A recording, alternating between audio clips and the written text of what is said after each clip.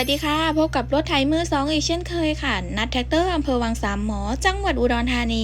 วันนี้เรามารีวิวคลิปคร่าวๆเดินหน้าถอยหลังให้กับลูกค้าได้ชมกันนะคะเป็นรถไถคูโบต้า LC 708ตัว DT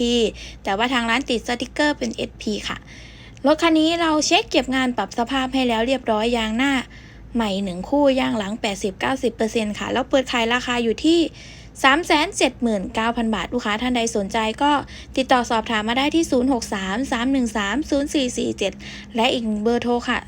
0918611191 ใครนะคะที่อยากเข้ามาลองมาทดสอบระบบก็เชิญมาได้ที่อำเภอวังสามหมอจังหวัดอุดรธานีค่ะ เชิญชมคลิปรีวิวการทำงานแบบคร่าวๆนะคะ